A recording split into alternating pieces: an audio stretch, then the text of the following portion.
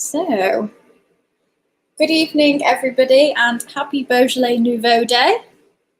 I'm here with Graham this evening. Hello.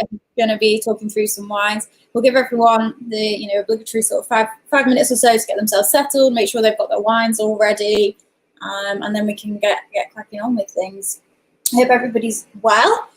I'm enjoying lockdown 2.0, which seems to be dragging on forever. I don't know about you, Graham, but it seems to be going on for quite a while, the second lockdown, even though it's a bit shorter. But yeah, but we're still open, so I can't complain really, can I?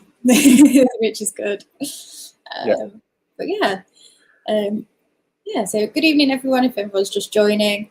As usual, the stream will be will end up being recorded and it'll be uploaded onto our YouTube channel. So if there's anything that you've missed or anything you want to go back and check, you'll be able to access it on there, which is great. And we've got all our other tastings on there as well, and they've got some really interesting bits on there. And yeah, lovely. Just waiting for everyone to get settled. Usually give everyone about 5 minutes or so, and then we can get started. So yeah. So have you sold a lot of Beaujolais Nouveau today? We've sold a few bits, yeah. We've sold a few bits. We've had a lot of online orders come in. So I don't know if people have not been coming down as much, but we sold a few bits and pieces of Beaujolais Nouveau, which is good. Had a lady in earlier that walked past the window and saw the poster, and then came in and bought one, and she said it reminded her of when she used to work in a wine bar in the late 70s down in Kent, and she said that it was such a big... she used to have people that would come in from London, and there was a group that would be there from London, and they used to have make it such a big deal out of it, and it was always a big kind of party, and she walked past it and it just reminded her of that, so came and bought a bottle, which I thought was really nice, really touching. Well, they used to have races to try and get the first Beaujolais Nouveau on the shelves. Yes.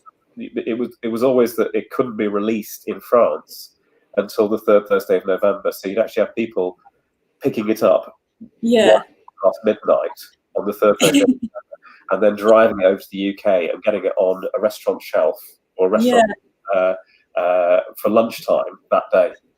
Wow, yeah. I mean, she was saying about how it was like it used to be like a proper party as well. And then she said she was off to go and get some cheese and bread and have a proper kind of evening of it. I was like, that sounds like a great way to sort of celebrate. Have you got her address? I'll be there in 10 minutes. No. But yeah, it's I don't think it's got quite the same kind of pull to it as it used to, I suppose, in that sense. But it is popular, and every year we get people that really love it and come back, and obviously we're doing a tasting of it. So yeah, we do love a Beaujolais Nouveau. Yeah. So. Well, it's a tradition worth encouraging. Yes. Because obviously now we've got those pesky New World winemakers doing things that will arrive sort of like their harvest is far earlier. Yes, We can get New World, 2020s came out in what, May, June time. Yes, yeah. So it's because their harvest is 6 months out. But this is sort of, the traditional French approach to it. So, there we go. Yeah. So I think I'll give it a little bit longer, then I'll get started, and we can crack on with some wine, because that's what we all want to do, really. I'm sure we'll enjoy it. But yeah, we've got 4 wines this evening. We didn't do 5, partly because we've only got a couple of Nouveaux in, and I think it would get to a point if we had too many where there's so many Nouveaux that we can do. Also, if we've only got 2 in, we can only do 2 Nouveaux. But we wanted to include something as well to begin with that wasn't a Nouveau, so we've got something to compare, which I think would be a nice little kind of thing to do. Just so everyone's kind of aware of how it works. But yeah. So anyway, welcome everybody. Another virtual tasting, another evening of my lovely face for those that have been on a few of them. seem to be going well. But tonight's tasting is all about Beaujolais Nouveau, because it is Beaujolais Nouveau Day, which is the third Thursday of November, and it's always the third Thursday of November. We're also going to be touching and talking a little bit about Novello as well, which is the Italian version, but that's not till later on. What is Nouveau? Well, Nouveau or Novello is wines that are from this year, this particular, the most recent vintage. So all of them are from 2020. All of them have been growing over the summer, picked in the autumn, vinified and bottled. And I think the year in Beaujolais was relatively good. When we've had a pretty good summer here in the UK, where we've had quite a lot of sunshine and a lot of heat. Beaujolais is kind of middle of France, just below Burgundy. So they have quite a kind of dry climate, quite a sort of moderate climate. It's not too cold, not too warm. So they've had a good growing season. They didn't have any frost when I was looking it up. There was very, very little hail, or no hail at all. However, the downside is that it can be obviously slightly too dry, which can then put the grapes under stress or put the vines under stress. And if it's too dry and they don't get enough water, then they're not going to ripen properly. However, they said most of them, majority of it was all good. So they had a pretty good vintage and some lovely, really ripe grapes. Interestingly, I found out that they'd actually picked slightly earlier, which gives them a little bit extra time for resting. And this year as well, because of COVID, they did release it from France for export slightly earlier, about a week earlier. So it's had a little bit more time to rest, because sometimes when we get it in, it comes straight to us, and it's not had much time to kind of rest and come out. But we have now had a bit of time for it to rest. So it should be drinking pretty nicely. So yeah, pretty decent season for it, which was good. So a little bit about Beaujolais. And before I go much further, I'm going to introduce Graham to you as well. So Graham will be talking us through the first couple of wines, and he is from Daniel Lambert Wines. So I'll let Graham say a little hello first as well. Hello, I'm Graham from Daniel, as you mentioned. I'm Graham from Daniel Lambert Wines. I've been in the wine industry for, I think, 30 odd years or so. I used to work at a company you may have heard of called Oddbins. I've worked in a variety of places. Also, I studied quite a lot on wine. I did my diploma many years ago, which is the Wines and Spirits WSET diploma, and I've also completed the first year of the MW, which is pretty impressive thing to have done. Wow. And nearly sapped my energies for wine forever. And I have enormous admiration for the 408 or something like that, people who have actually passed the MW exams. So there we go, and I've done a couple of harvests in Sicily as well. So wow, that's amazing. I mean, I'm in the middle of trying to do my WSET level 3, but they've had to pause it because of the second lockdown. And I thought that was hard enough doing the blind tasting in that. never mind diploma or even the Master of Wine. So yeah, it's a real achievement that you've completed that. Everybody says this, but I'll say it just for one more thing. The level 3 and the level 4, which is the diploma, level 3 is a lot harder than it was when I did it, because I'm a WSET educator as well, so I sort of teach WSET. But the diploma is significantly harder. It's actually far more focused on the business of wine now, and it is a fantastic course. Anybody who's wanted to learn a bit more about wine, WSET is a great place to go, because they've got a fantastic resource for wines, or for learning about wine. The diploma is very business focused there as well, which is great. Anyway, that's enough about me. But yeah, no. So yeah, some of this is, I'm actually classing this as part of my revision. So even though it's on pause for the moment, it's part of my revision. It's all part of the learning, which is all good. Especially when we start talking about one of the winemaking techniques in a minute, because that's something that I know will probably come up. So Beaujolais itself, as I mentioned, it is just below Burgundy. You can see from this map here that it's just below Burgundy, kind of on a level with Bordeaux. So in the middle of France and towards the eastern side as well. So if you head south out of the Mâconnais, you end up in Beaujolais, and you end up with the kind of 10 cru villages up at the top. 10 named cru villages, and then you have 39 villages which are allowed to call their wines Beaujolais Village as well. And there is a little bit of white wine making, I believe, there, but it's a mainly red wine region, and it is mainly Gamay that is planted there. You will find in history that Gamay also used to be planted in Burgundy, but it got all ripped up and pushed out of Burgundy. And I think there used to be a little bit of a kind of contrast between the two, and a little bit of a tension between the two regions. Burgundy sees itself and does make some very fantastic wines, and they saw Gamay as being not as good and not worthy of growing in the region. But Gamay also makes some really, really lovely wines, and what you kind of see with Beaujolais is that you end up with such a variety. So we'll try obviously the Nouveau styles, but if you go to the kind of cru villages, some of the stuff that they make there is nothing. It's nothing like the styles of the Nouveaux or the Beaujolais villages, for example. Some of the crus are really quite big, powerful wines that are capable of aging. So there's a lot of kind of scope within Beaujolais, and it's a really, really interesting region. But yeah, there's lots to kind of go into with it.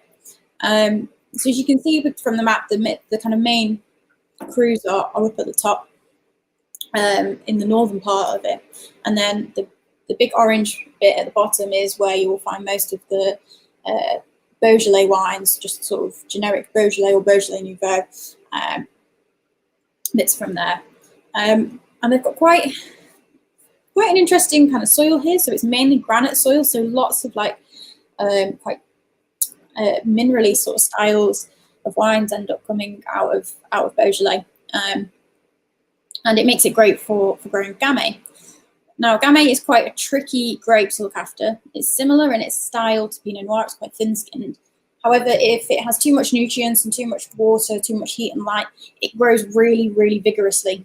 So it needs soils with a lot of poor nutrients in, which is what like the stony soils, the granite stony soils do. It restricts the nutrients from there, so it keeps the vines from growing too big, too much, because if they grow too big and they grow too quickly, they don't give enough attention to the grapes, and you end up with wines that are just a bit meh. Whereas when you find kind of the old vines, you start to see that happening with old vines. The older they are, the more sort of gentle stress they're under, the better the grape quality can be. So as a region, the soils are very poor in nutrients, just so that they can control the Gamay, and they can make some really fantastic wines from it. So Beaujolais Nouveau, what is Beaujolais Nouveau? Well, it's originally, it was a wine that was made as a kind of celebration of the end of the harvest. It was for the locals that had helped with the harvest. And harvest is it's hard work. I'm sure Graham will be able to tell you about, in more detail about that. It's not easy work, especially if you're hand harvesting. And when it comes to Beaujolais Nouveau, you have to hand harvest because of the winemaking technique that we'll talk about. But it was started sort of about a century ago, and it was this idea that the harvest had finished, the hard work had been done, the grapes were in the winery, it was up to the winemaker to now make the wines for to go on and to either be cellared or to be sold. And this wine was meant as a celebration, so you get all your workers together, you'd have a big party. But it was quite a famous maker, Georges Dubuff, who first kind of marketed the wine, and he did it as a sort of way to gain a little bit of extra cash after the harvest. I think people think sometimes, wow, being a winemaker, you must must be great, you must make kind of loads of money and things like that. And it's not always the case. It depends on your plot and your fruit and what you're kind of making. So in order to kind of make a little bit of money after the harvest, when he's looking to sort of make his other wines, he decided to make, sell it and market it as this new wine, the wine of the kind of season and things like that. And this is where it sort of started as the race to Paris, which Graham and I were just talking about before, where the producers would be so eager on the third Thursday of November to get their wines up to Paris to showcase them, and they were the new wines of the season, and it was a race to see who could get there first.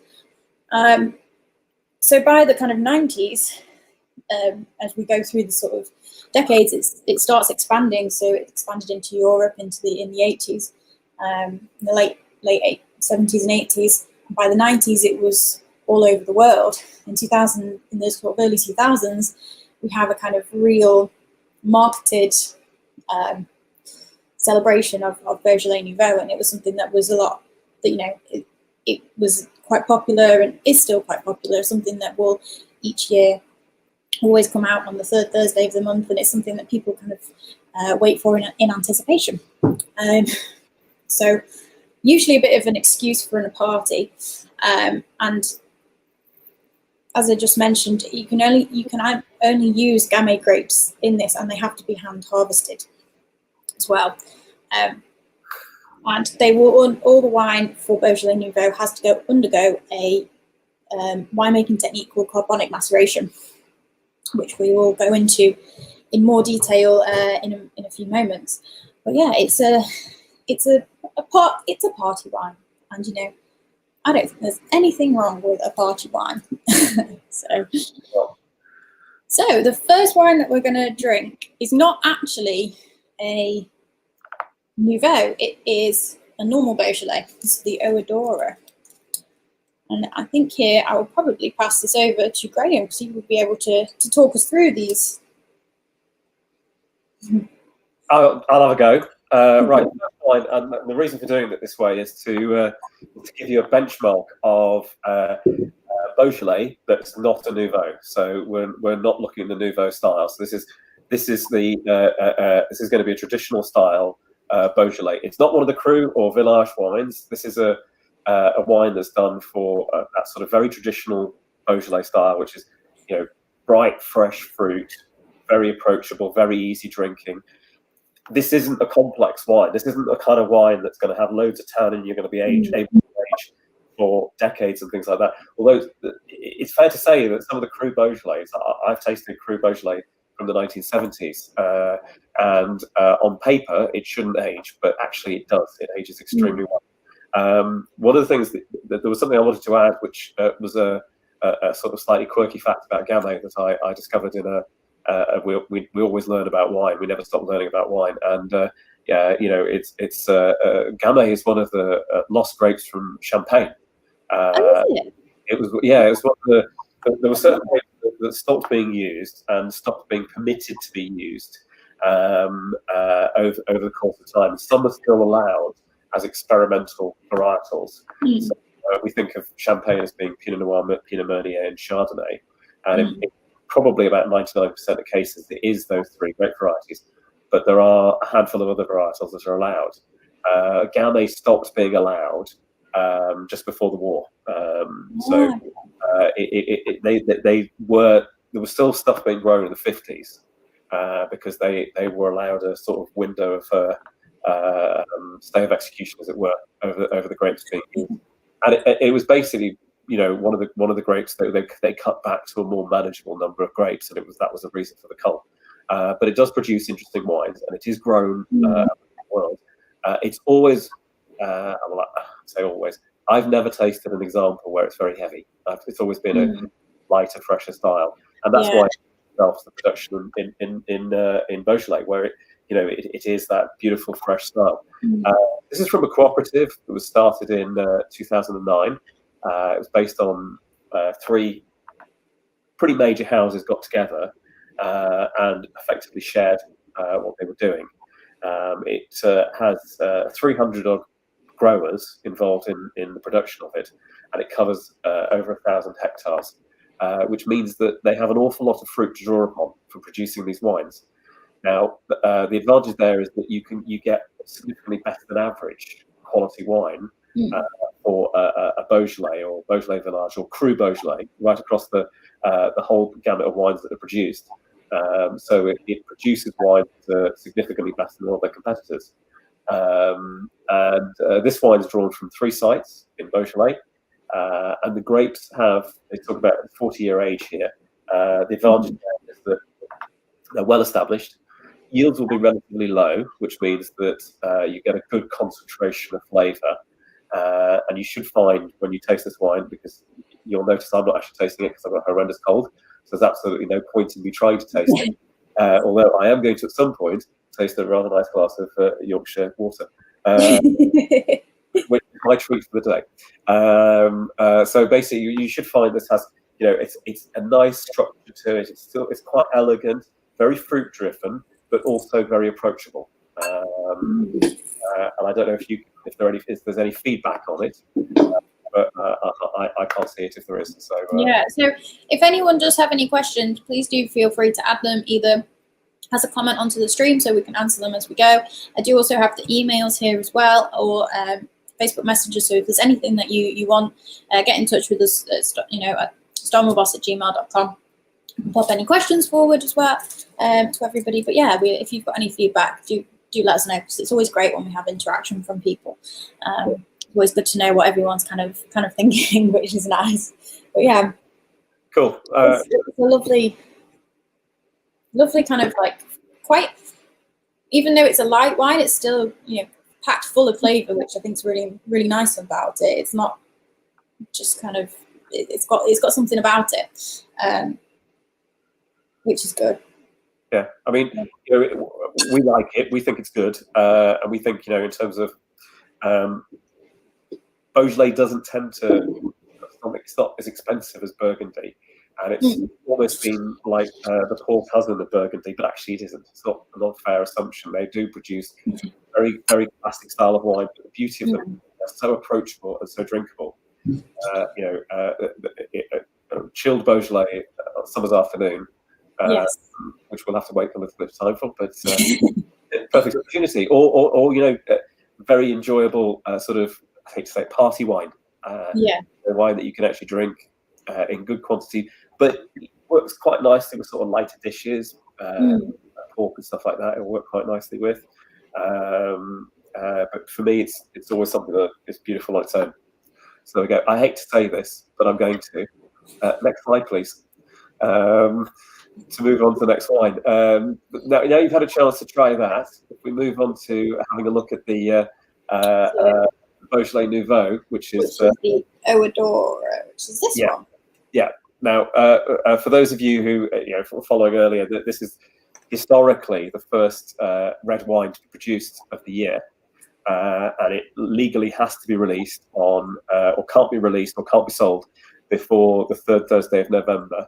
And as we mentioned at the beginning, in case you missed it, we were talking about the fact that in the 70s and 80s, I was working in the wine industry. I know you're surprised by this, but I was working in the wine industry in the 80s, and I remember the excitement, enthusiasm people had of getting that first bottle of Beaujolais Nouveau on the shelf, coming in at I worked in odd bins, and we would have people queuing up at lunchtime on to actually get the first bottles of Beaujolais Nouveau. We've now got wines coming in from the New World, so it's 6 months out from they're 6 months out of France. But the nature of these wines is that they are, this is traditionally the first wine of the year, and it does tend to be that sort of lighter, fresher, more approachable style. We're going to talk a little bit about. I'm going to bore you a little bit with carbonic maceration and what it does to the wine and how it enables these wines to be produced. But this is that sort of classic carbonic maceration style. All Beaujolais Nouveau has to be made by carbonic maceration. It has to be hand harvested and legally can't be sold before that magic date of the 3rd Thursday of November. It's always that sort of lovely, bright, approachable style to it. less tannin to it because it doesn't extract a lot of tannin in the way that it's produced, and it has no oak contact as well, so it's going to be just that pure fruit style to it. This is something that, you know, is beautiful chilled. I know we have that sort of reticence in the UK to chill red wines, but actually they do work extremely well. You know, it goes nicely with sort of lighter dishes, lighter food and things like that. So there we go. Hannah, what are you thinking of it? First thing I noticed is the colour of it. If you compare the colour of the two together, so the first one is what you'd call like a kind of ruby colour, and then this one is almost like magenta in colour, the kind of rim of it. Yeah. And when you compare the two noses, you know, you get kind of, it feels like this is the first one, the exception has kind of more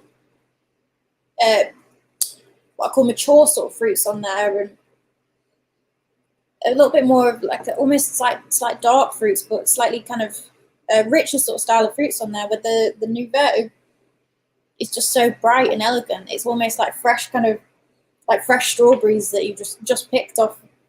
Yeah. That sort of style to it. And I don't know if anybody else has picked up on this, but there's that almost slightly like bubblegummy, like kind of candy element to it, which is something that I think you find quite a lot with carbonic maceration. It brings out those kind of really bright kind of fragrances. But yeah, they're quite different together, certainly in the structure as well.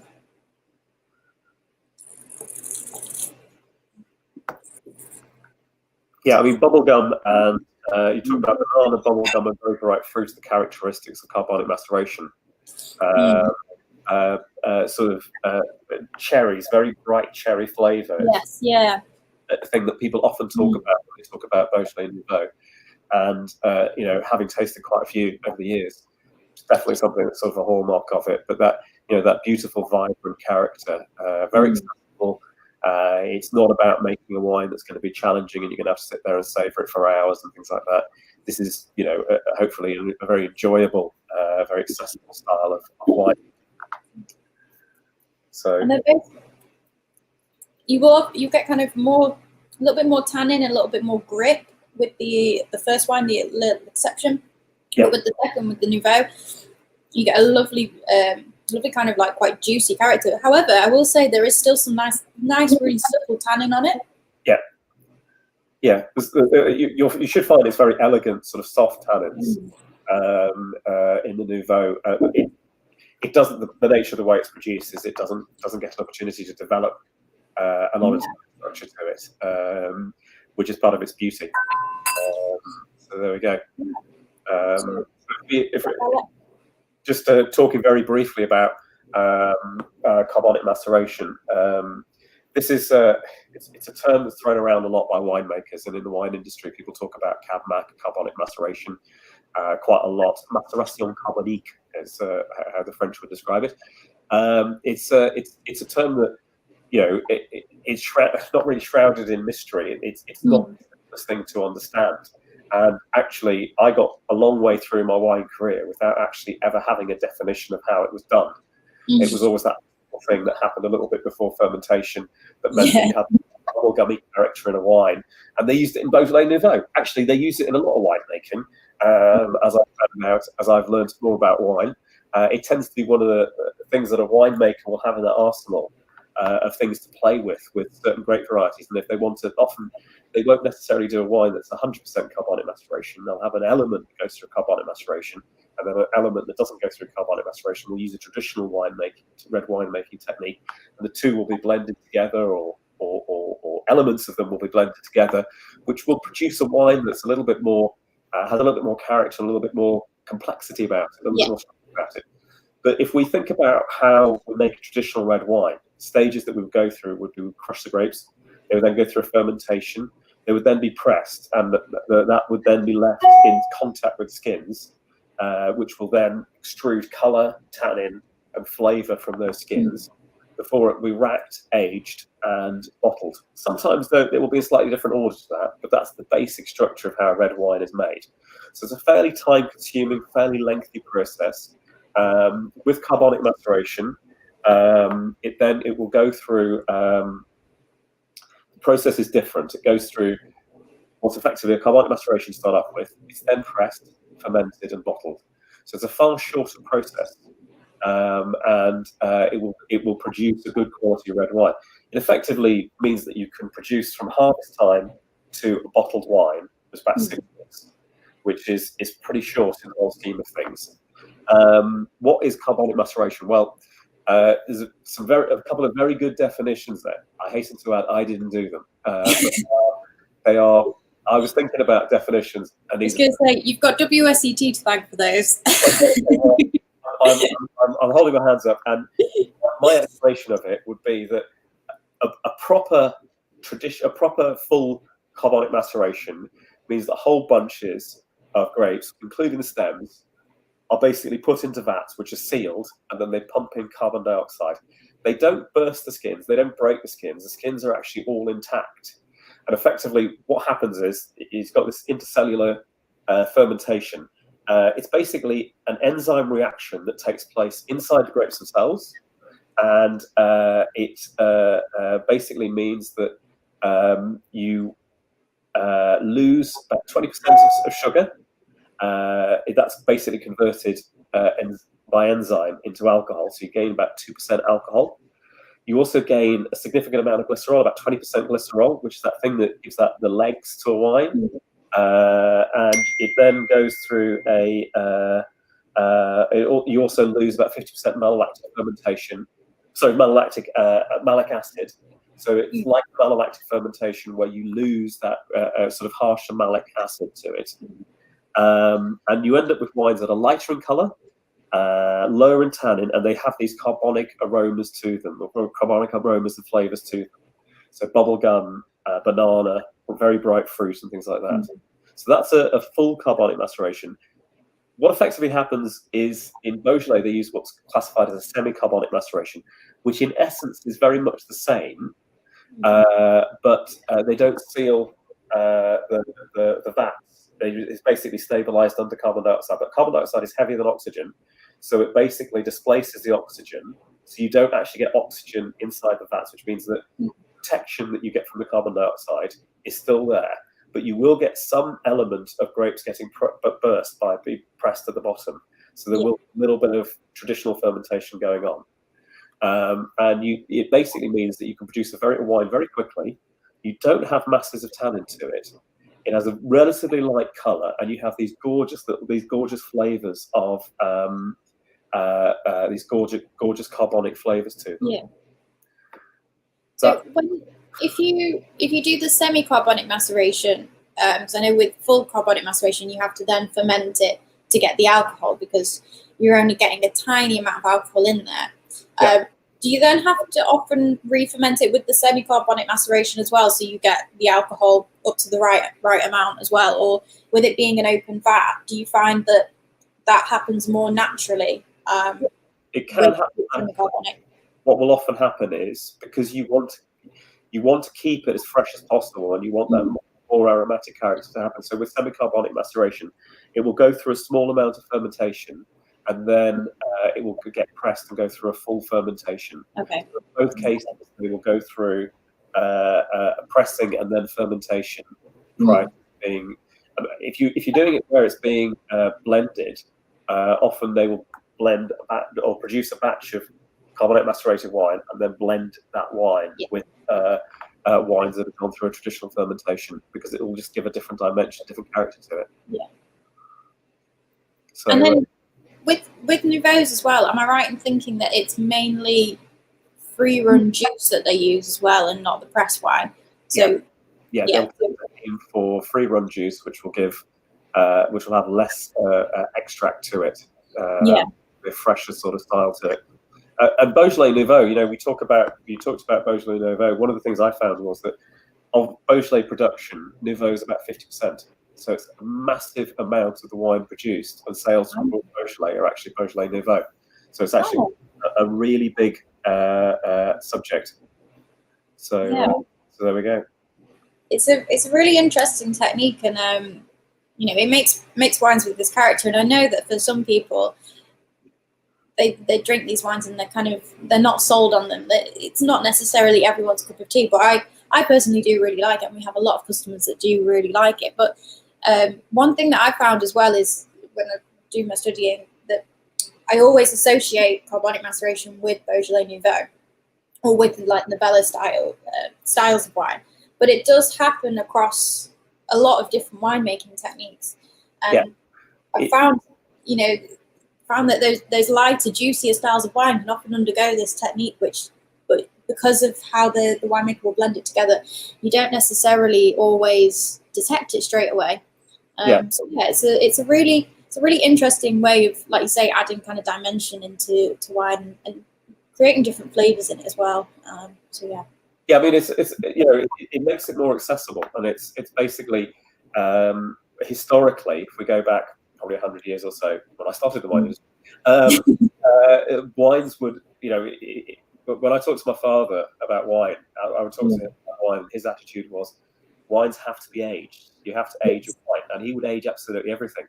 And when he was moving house, we were throwing away 1978 bottles of Beaujolais Nouveau or bottles of Beaujolais Nouveau that were bottled in 1978. You have to age these wines, and that's not true. I mean, basically, we don't age wine anymore. If you think of, I think there was a stat about champagne. Champagne, the average bottle of champagne is drunk within 30 minutes of being purchased.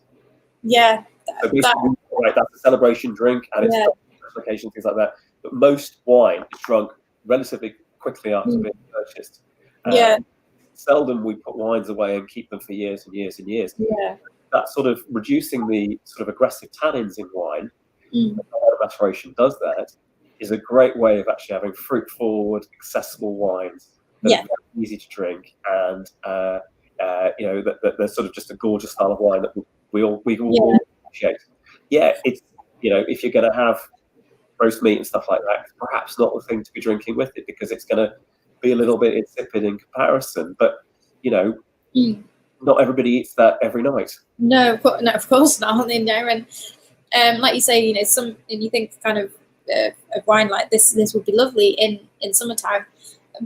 I suppose the slightly unfortunate thing is that it gets released in November, and for us here in the UK, it's obviously much colder and we don't have the sort of sunshine. But if you chill this down slightly, there's a lot of people that I know will go, I'm not really keen on white wine, but still want something quite light and crisp to drink in the summer, or when it is a little bit warmer. It's fantastic with it. And I always think it works really well for that kind of just easy drinking. And like you say, it's not something you have to sort of sit and really contemplate over, which there are some wines out there, that have been kind of aged or that bigger in style, that that need that time to firstly sit and open, and they need an hour or so open, and then it needs a little bit of time in the glass, or it keeps sort of developing into something else. And so I think these wines, sorry to cut across you, these wines are also a great introduction to red wine. Yes. I think it's a bit of a cliche, but white wines tend to be more fruit driven and tend to have lower tannins and things like that, so they tend to be more accessible. If you're beginning to understand a bit about wine, often you'll start with a white wine or a rosé or something like that, and then progress into heavier, richer wine.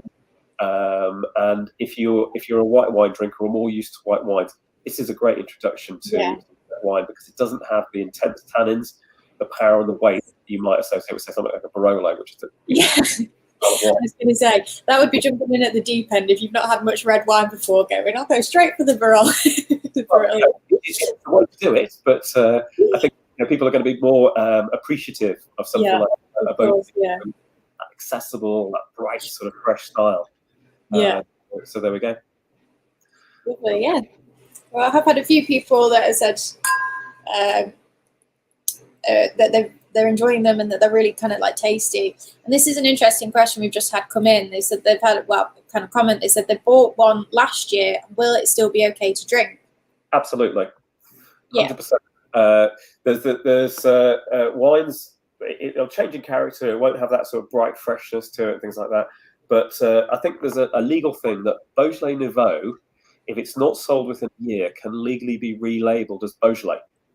Oh, can it? Yeah, I believe so. I may be wrong, but from my murky past, I tend to remember that. as a little factoid I once read. So because it's probably wrong. I was going to say, you might see some StarmoreBoss versions. I'm joking you. I can guarantee this will all be sold out in the next kind of few months. I can't imagine it lasting much longer than that. Knowing how people were like last year. You might find that it doesn't have that bubblegummy character to it, because those are sort of they're sort of flavour profiles that tend to reduce a little bit with time. So you'll probably find it's got sort of cherry fruit and things like that, the dominant character to it. Sorry, there we go. Yeah. Lovely. Well, I think we might be ready to move on to the next wine that we've got, which is we've got another guest to join in with us. So we've got 2 guests today, which is great. So yeah, thank you very much, Graham, for coming on and talking through those with us. And hopefully, your knowledge on you can tell that your knowledge on wine is far greater than mine, and it's really great to have people join in for these type of things, because it can be quite intimidating sort of sitting on my own, and sometimes I just think I'm just talking randomly and I need to move on. But yeah, so I'm going to add Julia into the stream in a minute, who will talk us through the next wine. But yeah, thank you so much for joining us, Graham. No worries, my pleasure. Yeah. Hope you enjoyed the wines. Yeah, they're really nice, and had some good feedback already. So yeah, it's good to have them both and do the side by side as well. It's really interesting to see how they kind of differ and how much they actually do differ as well. Even though they're still on the same kind of plane or within the same kind of playing field, but they do have different characteristics, and it's nice to see them side by side, and what how they kind of change. So yeah. No worries. Okay. Thank you very much. Nice to talk to you, Graham. Likewise. Take care. You too. Thank you. Cheers, bye. Bye. So I'm going to add in Julia to the stream. I'm going to be moving on to the next wine, which is the DUPRE. Michael DUPRE. And I'm going to take that one out. Hello, Julia. Hello. How are you? I'm good, thank you. How are you? I'm very well. I would just like to confirm that Graham has worked in the wine trade for about 100 years, because I think I've worked most of them with him. I can add him back in, actually, and then you'll be able to join in the conversation. Please do. I'm going to add him back in. Wouldn't it be terrible on the doff then? No, it's nice to see some old faces, because I don't know how Graham's feeling, but this year I sort of miss all the interaction with all my colleagues. Yeah. Because we haven't been out doing all the tasting, so this is kind of is great. I was thinking that one of the last times that I suppose I saw you, Julia, as well, and I think Graham, I might have met you as well back in February. There's a tasting called Sit. Oh yeah. Loads of suppliers are all there, and you go around from table to table. So it sounds like a great day to anybody who doesn't work in the trade. They think, hard work. You get to go around and taste all this wine, but it is, you come home from it and you don't want any wine whatsoever. You just kind of sit back on the train a bit like. We normally all pile into the pub and drink beer and Guinness. Yeah. That's wine after that. Going back, it's a bit of a killer, because you taste, 40, 50, 200 wines, and you're really struggling by the end of it. Yeah, it's a really long day. I mean, I do it in a bit of a backward way, in that I go and I taste red wines first and then go back onto white wines, because I find that if I do white wines and then go on to red wines, by the time I get to the red, all I can taste is alcohol and tannins. And I try some beautiful things, and I think, I don't know. It's a good way of doing it, I think. Yeah. That was probably one of the last tastings this year. I think it was. Yeah, it was the very end of February. So. Yeah. So I remember laughing about, and how I look back at that person and think you were an idiot, because we had sanitizer on the tables, and we were saying, oh look, we've got hand sanitizer, isn't it hilarious with this silly little thing? And now I'm thinking, oh, the whole world has changed. Yeah. I did a tasting just literally the week before lockdown. In fact, I did 2 tastings the week before lockdown. And the last one I did was about 200 people in a room, no social distancing, no hand sanitizer at all. And I was a little bit ill after that. A little bit ill. Yeah, 5 stone lighter. And but it was, the things where you kind of, at the time, it was, it was one of those things where some people were going up and shaking hands, other people were doing the elbow thingy. Yeah. So it was kind of like on the cusp of it, and then like 2 days later, yeah, it can't go out. Well, the shop that I'm in here, this is our new shop. We've actually had it for more than a year now. So we've gone on about it so much to people, and we finally got it back open again in October. We've had it for about a year. We soft launched it, but we didn't kind of advertise it because we were waiting for the bits of furniture to come in. And we've got this really big table that's made out of one big piece of wood. We were waiting to dry out, with the idea of it being a tasting room. So, ideally we would have had it in here for Beaujolais Nouveau Day, etc. And it came in about 10 days or so before lockdown. So we've got this lovely big piece of furniture in. We're like, wow, it looks great. We're so ready for this. And then we had to lock it down. And then we focused on the Charavel shop first, reopening that because it's our most popular shop and it's a kind of easier place to manage. But yeah, we were really excited, looking forward to doing all these tastings in here, and we've not been able to do any physical ones. We've done the virtual ones, which have been obviously great. So yeah, eventually we will have tastings in here. Maybe next year's Beaujolais tasting will be in here. Well, next year get me and Graham in. We'll do something together as a double act. We'll have a party. We'll have a Beaujolais party. Yeah, let's do it. Beaujolais party in January when everything's perfect. Optimistic. I must say, actually, that shop that you're in now, and I like the elderly gentleman that I am, I can't remember what road it's on. I'm sorry, but it's absolutely gorgeous. And you're absolutely right. That tasting table would be perfect to do tastings on. Yeah, it's so lovely and calm in here. So I'm sure many of our customers, many of you will be familiar with our Charavel shop. And at the moment, if you come in, like today, it has just literally been boxes everywhere. But this is much calmer in here, which is lovely. So it's really nice to be in here, and it's all nice and neat and stuff. So yeah. So anyway, we'll move on to the wine now. Yes. Got my bottle here. We've got the DUPRE, which is this one here. Which is there we go. Nanette. So these guys are based in Beaujolais, which is one of the little villages in Beaujolais. And it was used to be the capital, and it was named, the Beaujolais, the region, is named after Beaujolais, the little town. If anyone's ever been to Beaujolais, I think it's one of the prettiest regions in France, far more pretty than Burgundy, and it's just down the road from Burgundy. It's full of lovely little hillocks, and if you're on your bicycle or if you're in a car and you get hopelessly lost, which I've done many times, probably with Graham, all you do is you go to the top of the next hill and you look out and you can always see the Moulin, the windmill, Moulin à Vent.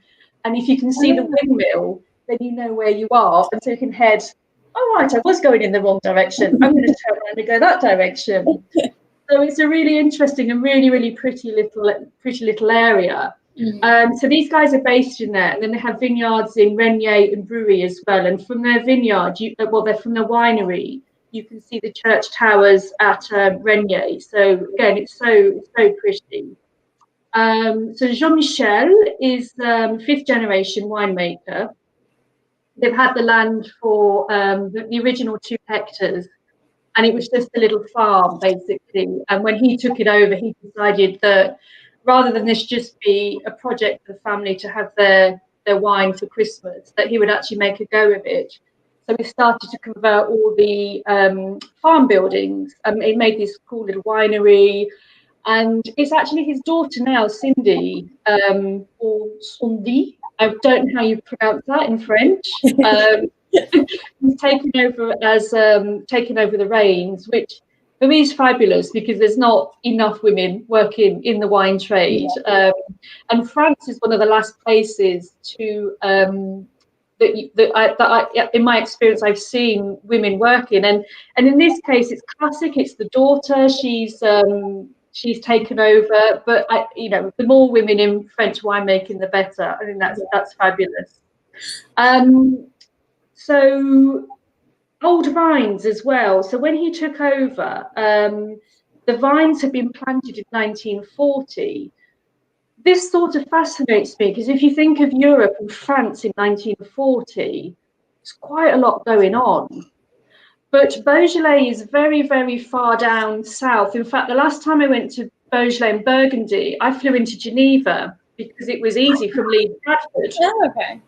So I flew into Geneva, pick up a car, and then I think Beaujolais is only about an hour and a half from Geneva. So it's a really long way down in the south. To drive from the top of Burgundy down to Beaujolais would probably take a couple of hours, depending on the roads. But yeah, it's a good way of doing it. So these old vines planted in 1940, and Jean-Michel thinks that if you read his website, he goes on about make some comparison to men aging well, and if they're over 100, they become much more interesting. Graham would know that, so just ask Graham about that. I remember that. But yeah, no, older vines do mean there's more concentration in there as well. So it's really concentrated wine, I think, this one. One of his other principles is they believe in very, very low intervention as well. It's not quite organic, but they will be using organic principles.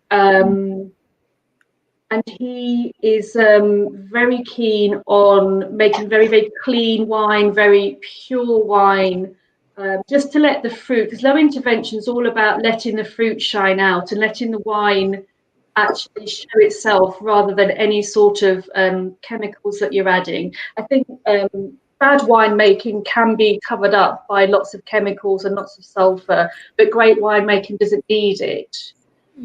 This is a classic case. If you do look at the bottle, it doesn't say organic on there anywhere. So most natural wines and low sulfur wines tend to be organic, but they will use organic principles, but they won't be certified because the certification takes a lot of doing. It's quite expensive. Yeah.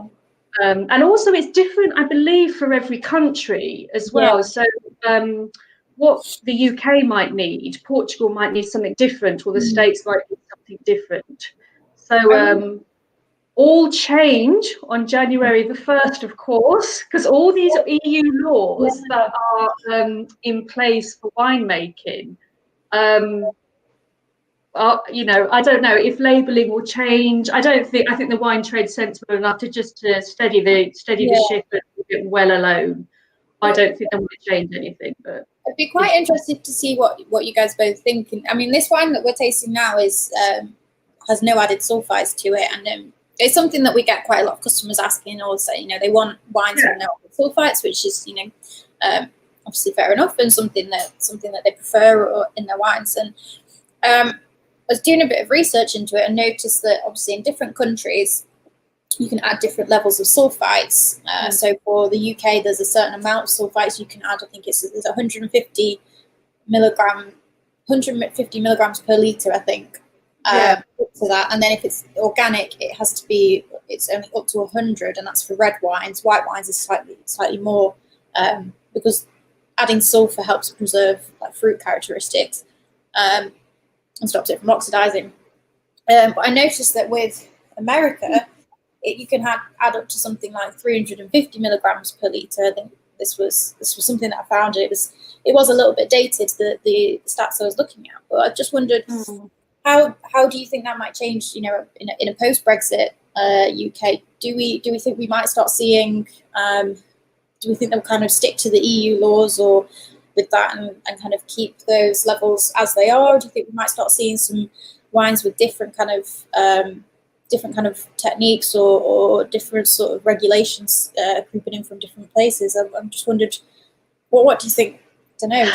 I suppose I think they'll leave it alone as much as they can because they've got far more to worry about. I mean, I don't want to get technical and talking about the administration of the wine trade, which is super boring, but I spend a lot of time doing that. There's something called the V1 form, which will come into place. I think it's July. It was supposed to be January the 1st, which is to do with shipping and exporting, which was going to be a huge task for every single winery to have to get this form and qualify for ticking all these boxes. And it was going to cost a lot of money. It's been put back 6 months. So to be honest, I think they've got a lot more to worry about. And I think with the winemaking, I think will stay the same, because I don't think there's any appetite for more sulphur wines. I think the appetite is for less sulphur wines. People are looking for that now. I mean, this one's quite interesting because it's going to be below 10 milligrams per litre sulphite, because anything over that has to be declared. So I sell a wine which is no added sulphites, but on the back label it says contains sulphites, because it probably has about, I don't know, 20 to 30 milligrams per litre, which is absolutely nothing, but doesn't quite qualify for the 10 milligrams. Maybe something like that will change. I hope it doesn't, because it's very, very, and that's what people look for these days. That's very much the appetite with natural wines. This is a natural wine. It also says on there, "Je suis nature." So that's very cute. So they put that on the label rather than gone for organic, because people know that a natural wine is an organic wine, but obviously this one isn't certified, so it has to stick to all the EU laws within that. So low yields, no chemicals, hand picked, hand harvested, and all those kind of really, really minimal intervention and sustainable agriculture as well. French called viticulture raisonnée, so reasoned viticulture. And ultimately these guys are farmers, and they know the land, and they know what's going to work for their land. They don't want to mess it up completely. We do it in our own gardens. We don't pump loads of crap on there. We do, because manure's great for gardens, but you know what I mean. No one wants to spray. Occasionally you might have to. So I don't think they will have the appetite for it, and they won't want to do it, because they've been doing. They know what makes the best. They know what gets the best terroir from their land. And a biodynamic producer once said that to me, because he we went to see him in his Rhone, and it was like this whole process just seemed such hard work.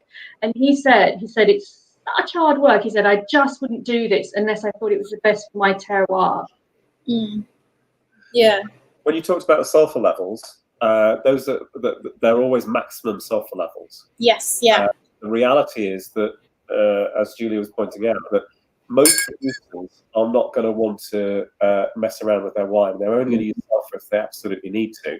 They're not doing it like they did 20, 30 years ago, which was routinely pump in shed loads of sulfur to stabilize something. They're now looking at other techniques of stabilizing, where they know that the consumer doesn't want to drink wines that are excessively sulfured. And although we have the lower level for organic, my understanding, a lot of producers are working way below that, organic or non-organic, because they're wanting to produce something that's ecologically sound and good for their customers, and they don't want to, producing things that just have this sort of huge dose of sulfur to them. And I know historically had very high levels, but that's not anything like what they're actually using in the majority of cases. For some wines, they're going to have quite a lot of sulfur, because basically they're just concerned about stabilization, etc. But I think we're in a world now where this minimal interventionist thing has got to be the way forward, and people are going to be adopting that technique, because they realise that consumers are conscious about what they're doing to the environment when they buy wine. I think one of the reasons this doesn't have organic on it as well is because sometimes they may have to adjust in really, really, really bad years. So they might have to adjust a little spraying or some sort of a little more intervention. So it gives them the freedom. So we know they're as organic as they can be. So we dealt with an orange wine, and it was down in Languedoc, and we lost it from the portfolio because one year they just couldn't produce anything, and because they were biodynamic, they had no way of combating what happened. To their best ability, they did. I mean, site selection, because it was quite a new vineyard. Site selection was key. You get the best, driest, least susceptible to disease kind of vineyard. But then, if it hails or you get a flood or something, so and it was really sad because we just got a really good following for it. I think you guys probably took it Domaine de Trinité. It was a Viognier and a Marsa, and it's going back a couple of years now because we haven't had it for a while, and it was a real shame. But I also thought I love that you're sticking to your principles, but make some wine. Just put a different label on it, say temporary or and it is quite sort of tricky one. And I've one of the comments that they have a bottle from last year. It would be interesting to sort of try, like do a vertical tasting so you can sort of try the different vintages. Well, our wine buyers, they had some 19 of this wine, which you had last year as well, and they opened it last week, and he said it was absolutely superb still. So again, relabeling it Beaujolais, and it could pass as a Beaujolais Village as well, better quality. So Beaujolais can last. Beaujolais Nouveau can last. When I was a young girl starting off in the wine trade, I always used to go for one moment. Someone's just come to the door. I put a sign up, but I'll just be one moment. Okay. Apologies. Do continue. I'll just be one moment. Just chat amongst ourselves. But when I was a kid in the wine trade, I always used to save a bottle for Christmas Day, and it was I think it was was it Georges de Berth that did the painted bottles, Graham? I can't. Yeah, the very nicely sort of. Yeah, it was to sell that. We always used to have one because kind of suits turkey and white meats as well. And I think what you were saying earlier about starting off with Beaujolais, I adore Beaujolais. I absolutely love it. And I'm not into the big heavy reds because also this is only 12.5%. So for me, that's perfect alcohol. If you want to share a bottle, if you go on your big Barossa Syrahs that are 15%, and when we say 15, we mean 17. They just knock you off your feet. But I love the alcohol in this. And French wine always used to be around 12%, but it's really crept up. A lot of clarets now are 14%, and that extra alcohol is not necessary these days. But so I love the alcohol on it. Yeah. My question would be, I don't see the audience, or you can't put your hands up, but to chill or not to chill, did anybody chill their Nouveau down? Because it's often been recommended to do it. I mean, I'm in my kitchen, which is quite cold, and it's perfect temperature because it's quite cool. I was tasting with our Argentina Patagonian wines earlier with some really massive, heavy Malbecs, and they were so cold because they'd been in my kitchen. And I said to them, you know what, though, it's going to be perfect for my tasting tonight. It's quite cool wine. I wonder if anybody did chill it down, or what you think about that. Interestingly, when we've poured the wines, because we've sent out little 100ml samples, we have kept them in the fridge, and we do that just from a kind of from a sort of more, I guess, safety point of view, and as a way to stop them kind of oxidizing or spoiling before the tasting. So we poured them out on Tuesday, I think it was. Monday or Tuesday. So they've but we keep them in the fridge to slow them down. So we generally recommend to, and we've had a few people that have said they've had it slightly chilled, just took it out about an hour before, which I think works really well for, we kind of discussed it works really well for Beaujolais, but particularly Beaujolais Nouveau. And I think, when you chill wines down, you bring out more of that kind of fruit characteristics, and you kind of recommended for sort of white wines to drink them, really quite light-bodied wines, colder, and things that are fuller in body. You drink them at a warmer temperature, so you don't kind of hide any of the flavors. But these are definitely wines that would work chilled, and they're really nice. I think they're really nice, slightly chilled. Mine are just a little bit.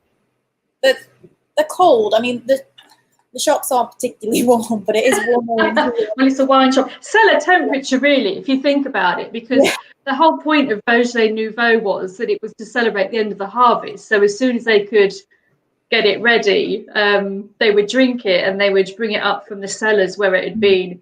What's really interesting this year is that this harvest was the earliest harvest on record they've had for Beaujolais.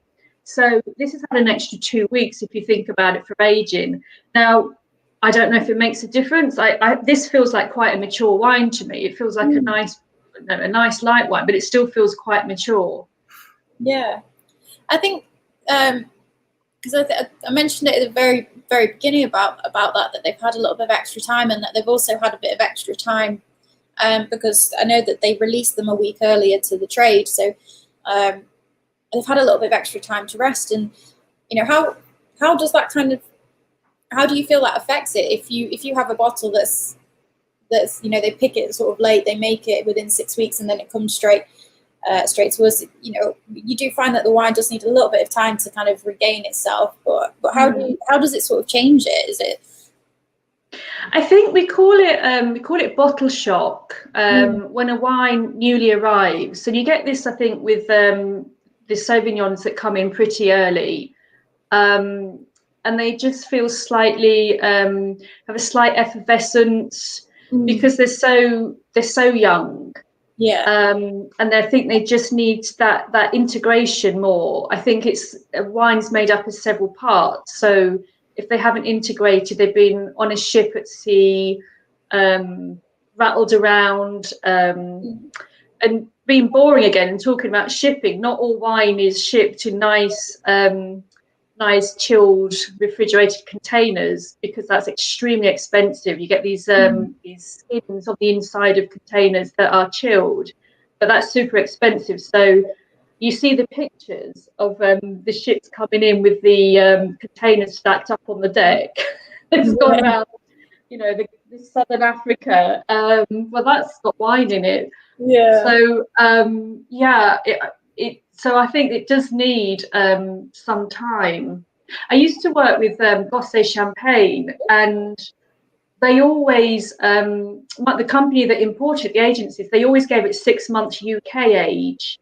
So the French, when you go to France and we take customers over it and you drink it was almost so much younger, and it just felt juvenile, whereas the champagne that we had when we opened it just felt more just richer and just more interesting. Yeah. So I mean, I don't know what Graham thinks, but I think that I know what I'm like. If I've been on a long journey, I always arrive a bit frazzled. Yeah. So I just want to sit down and have a cup of tea. Yeah. I think mine's the same. It doesn't want to get drunk immediately, but it's a good thing now actually about Beaujolais Nouveau. We do get it. I mean, it's been here we've probably had it a week and a half. So it's been in a nice bonded warehouse all that time, and it hasn't just raced up the M1 to us. Yeah, you found that. I mean, bottle shock's exactly the thing that you get, and you do find with red wines they just lack integration. They lack structure. They're a bit sort of clumsy. They never show well. And it's one of those things where if you're buying wine to taste wine, if you're buying wine and you're doing a tasting where you've literally had samples straight in, seldom show well. And it's always a case of give them a couple of days, a week or so, to actually just integrate it a little bit better. And at the end of the day, someone's gone to a lot of trouble to make these wines. Why are we going to try and drink them? It's a sort of corkscrew thing again, isn't it? Why are we going to drink them in an inferior way? Well, why are we going to risk them not being at their optimum? Yeah. I think it's 2 weeks or so that the stock's been available, and that will have just given it a little bit of time to settle down, integrate a bit better, lose that sort of freshly bottled quality, which is never good. I think it's nice to see it integrated a bit more. And Julia's point of drinking Beaujolais Nouveau at Christmas, it's got a month or so to settle down. Yeah, definitely. I will drink it. Just go back to the idea of chilling it. I've just had a question come in about how does chilling alter the taste of the wine, and does it alter it a lot, or does it keep it sort of relatively with a heavy wine, something that's thick skinned, maybe like a Grenache or a Syrah, you've got lots of tannins in the wine from the thick-skinned grapes tend to be a little bit more heavy alcohol. If you were to chill that or have it too cold, it will dull down some of the fruit and some of those heavier notes. But something with a lighter wine, it doesn't have those really sort of big flavors in there. It has more lighter fruits, cherry and raspberries, then it suits it. But of course, the Barossa Valley, one of the hottest places, white wine regions, they invented sparkling red wine because of that reason, because they wanted, it's so hot, they want to drink something cool, but they're too mean-spirited or too tight, you know, to go and buy it from elsewhere. So I thought, well, we'll make one.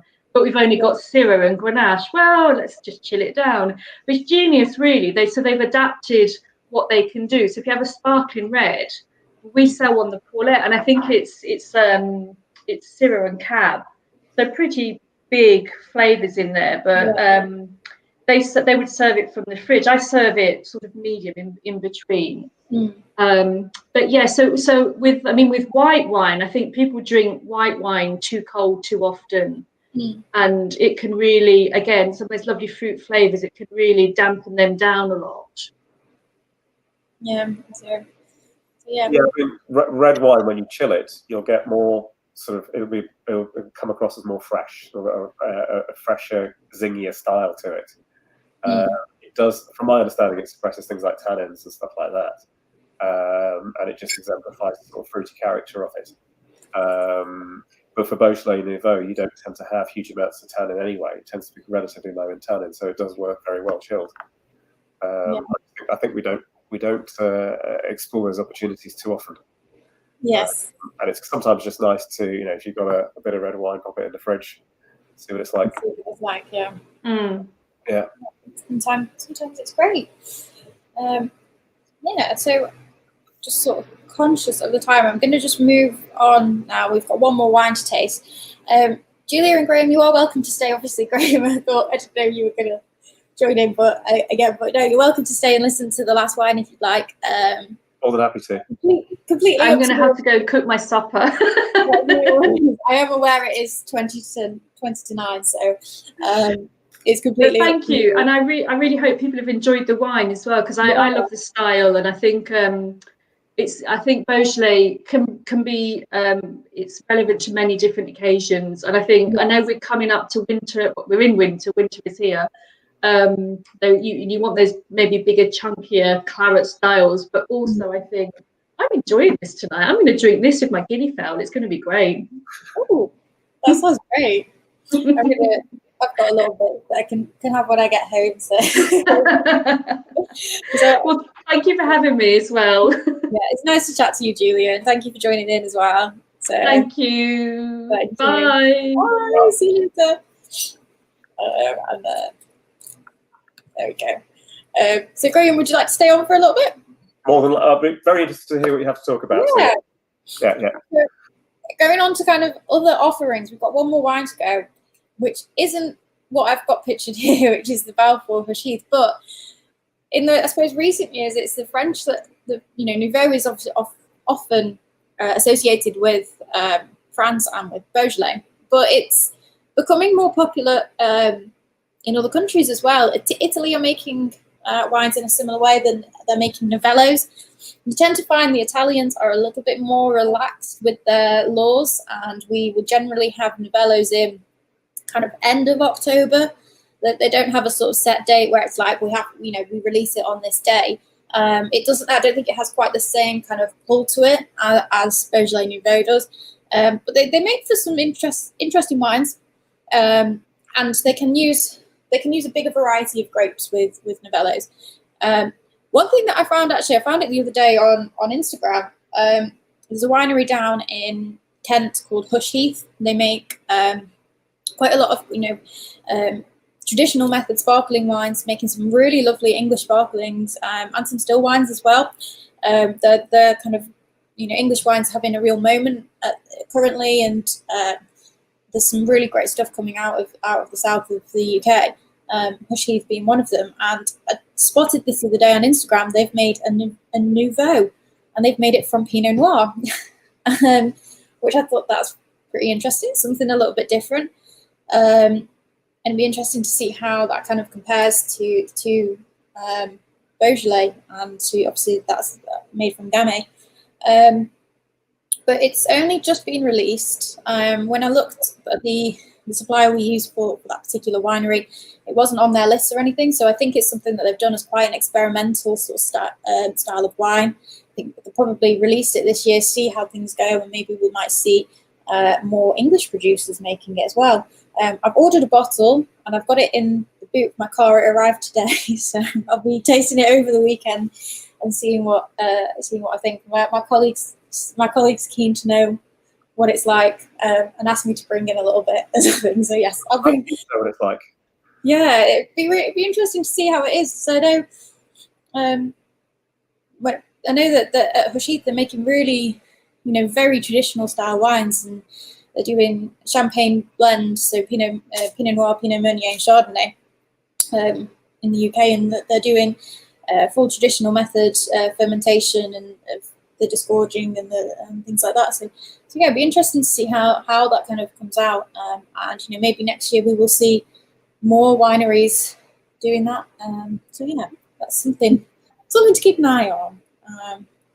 So the last wine that we're doing is this one, the Maranello Novello, which I won't lie to you, finding out information on this has been pretty hard. They don't like to give up too much about it, but it's an interesting sort of style of this. So this is made in Abruzzo, and it's made from Montepulciano grapes. Montepulciano is generally makes for a heavier wine. And you can kind of see with the colour of it in comparison, if I hold those two up here. So that's one of the Nouveaux, and then this is the Montepulciano. It's much deeper in colour. But it tends to make it tends to be used in the southern western part of Italy, southern eastern part of Italy, and they tend to make quite full sort of style of wines. They can still be quite fruit driven, but they're definitely got a little bit more body to them, and not quite as light as Gamay. So with this, it's interesting to see it as a Nouveau style.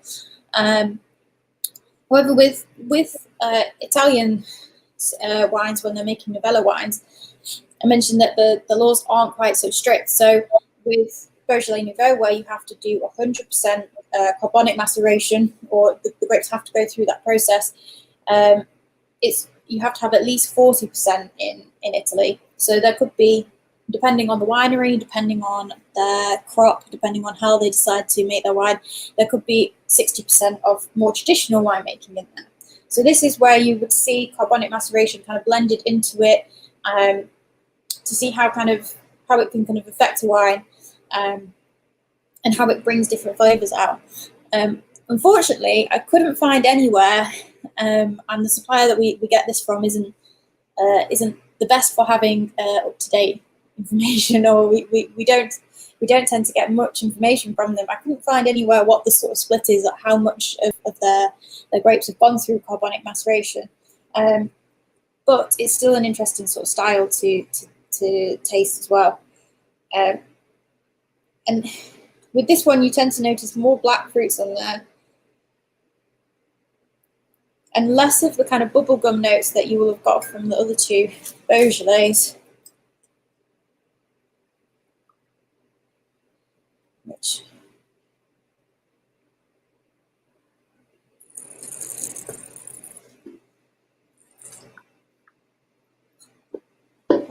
However, on the palate, it's really, considering it's a Montepulciano, it's still really quite juicy, quite light in style. But the one thing I will say, this has definitely got more tannin and heavier and kind of bolder tannin to it. So this makes a really good example of how you can integrate carbonic maceration into winemaking to make something that's got a little bit more complexity than add that kind of element of complexity to it. So yeah, I'd be interested to know what everyone thinks in comparison to the other ones of this. Graham, have you had any Novellos before, or have you stuck mainly to Beaujolais Nouveaux? Or I would be lying if I said I can remember.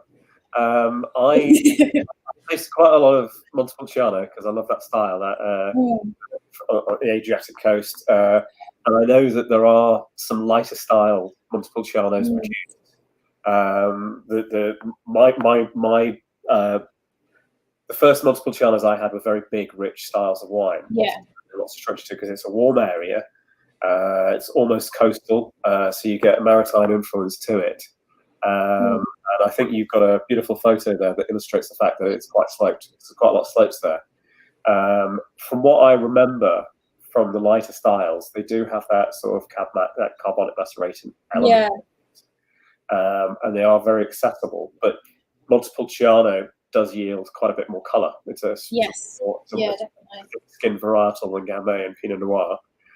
So it's going to have more intensity of colour, more weight behind it, and a little bit more tannin as well. And even though they're going for that more youthful style, because the climate is very warm, and it's going to be significantly warmer than it would be in Beaujolais, you're going to get more intensity of structure behind it. I think it's a great style of wine, and I think it's almost like a midpoint between something like a Beaujolais Nouveau and something like a normal Beaujolais would be, because you've got an element of carbonic maceration, but you've still got an intensity and a bit of tannin behind it. Are you drinking it chilled or not? As a matter of interest, just to keep taking about wine. Silly time to ask you a question. Sorry.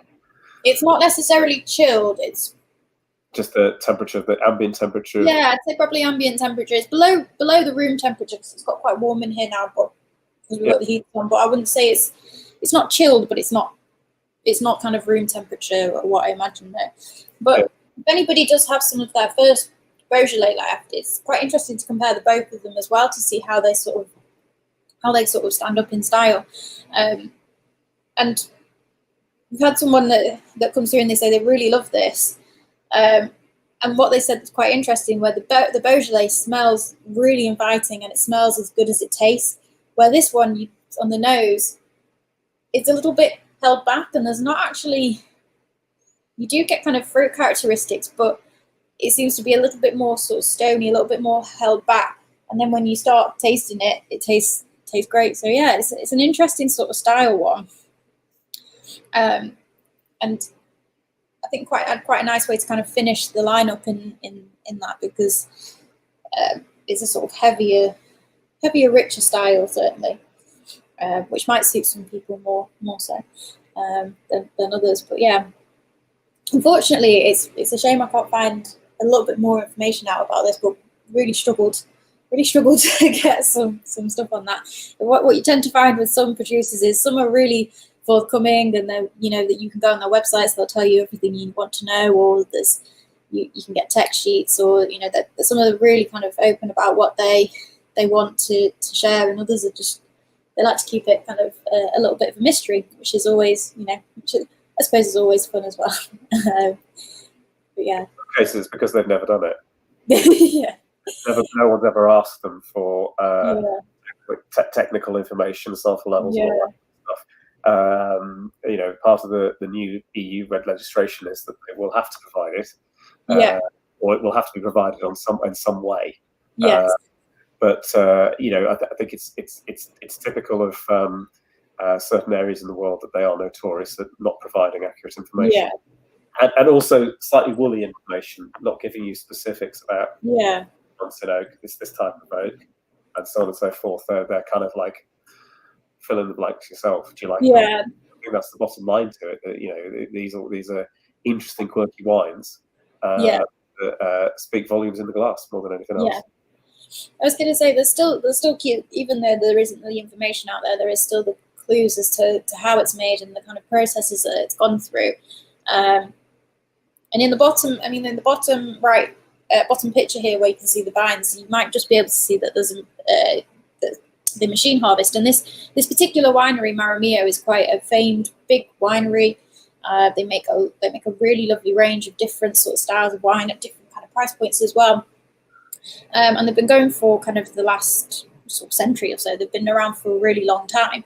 But when it comes to making wines with carbonic maceration, you have to to harvest by hand because you need the stems on there, you need the whole bunches, and you can't do that with a machine as well. So there's things that kind of you can kind of point out that will come out. And with this being a novella, we know at least 40% of it has undergone carbonic maceration. So there's at least 40% of the wine in there that's been hand harvested. Not that there's anything wrong with machine harvesting. There's pros and cons to both of them. So machine harvesting is a much more efficient way of getting your grapes. You allow for like really fresh characteristics to come out of there. You can do it, at night. You can do it quickly and get them to the winery. Hand harvesting is a much longer process. It's a lot more labor in there, and if you've got quite steep hills that you can't get tractors down, you have to hand harvest. It's a lot of carrying big crates of grapes up and down. I haven't unfortunately done any harvesting. Just don't do it. I was going to say, having seen and spoken to a few people that have done it, I'm not sure I want to. No. The most extreme version is Canadian ice wine. Oh yes. They harvest at night, and I think it's ridiculously cold.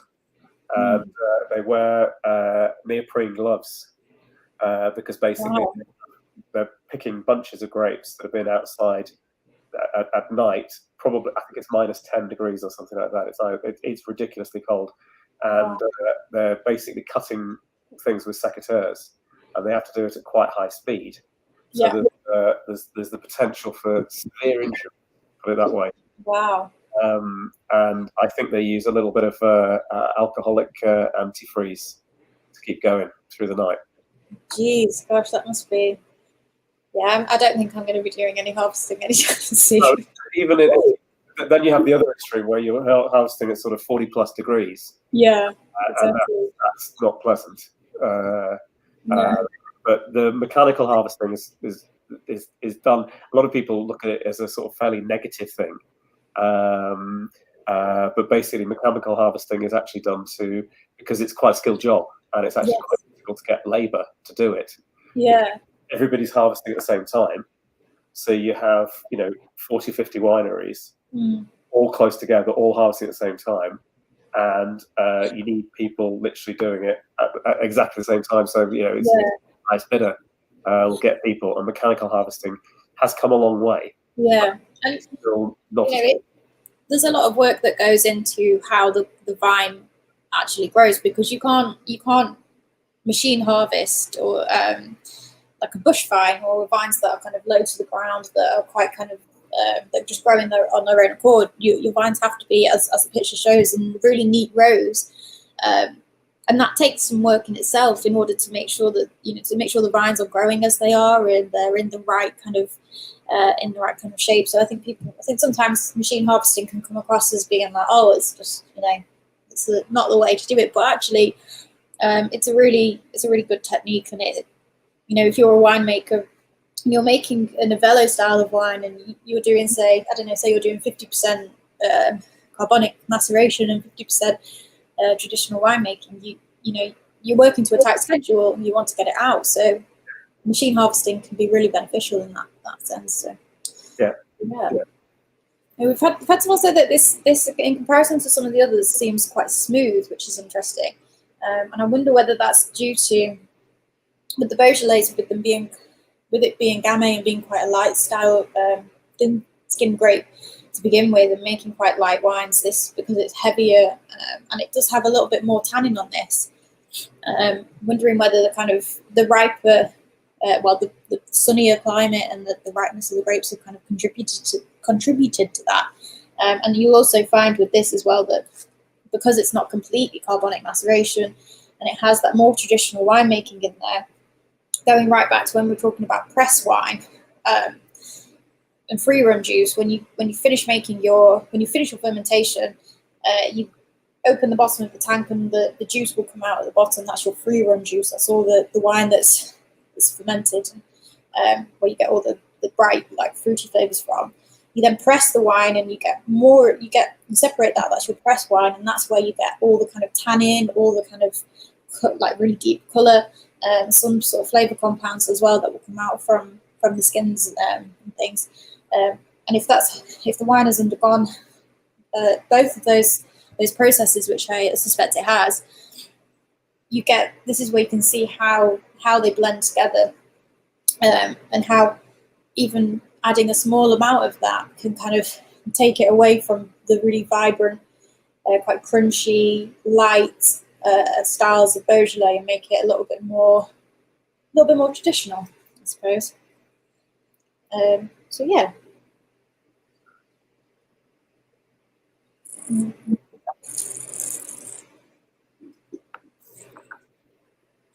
Still lovely and bright though, the Novello. I wouldn't say, I think it's probably not had an awful lot of traditional winemaking. I'd say it's probably mainly carbonic maceration. Just a question coming as well about how much are the wines at the moment. So we start with the exception, which we had that one, I think it's $12.95 off the top of my head. I know that the OEDORIA, the Cour d'Automne, is $11.95. The Jean-Michel DUPRE is $14.95, and then finally the Novello is $13.95. And we have all of these in stock at the moment as well. So yeah, but lovely. So I think we've kind of come to the end of the tasting there. So, you know, if anyone's had any favourites at all, let us know. And I hope everyone's enjoyed the company. I mean, it's been really great to talk to you, Graham, and thank you so much for staying on as well. It's always nice to hear people talking about wines and picking up a bit more information than you had when you started. Yeah, of course, yeah. And as I say, you know, we eventually will get them, you know, back to normal. But the beauty of doing these virtually means that we can quite easily add in, you know, allow for both you and Julia to join, which is fantastic, and you know, it does give an extra dimension, and it makes it's nicer for me as well, because it means I have someone to talk to on screen. There's a few gin tastings I did at the very beginning where it was just me, and by the end of it, I thought people must be sick of my voice now. So yeah, but lovely.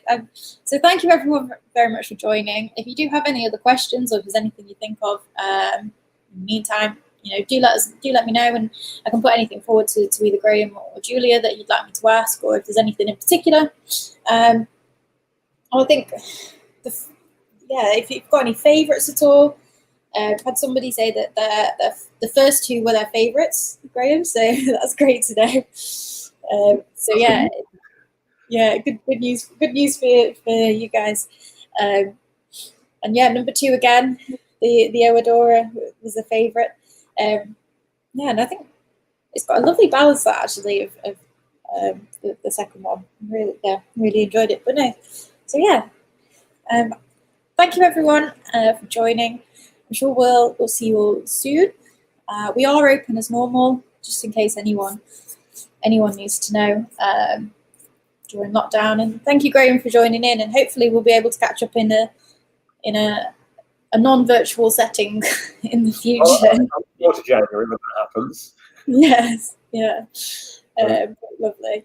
Yeah. Anyway, we'll leave you all to it, and I hope you enjoy the rest of your evening as well. So thank you guys for joining in. Happy drinking. Yeah, enjoy. Thank you. Thank you. Bye-bye. Bye-bye.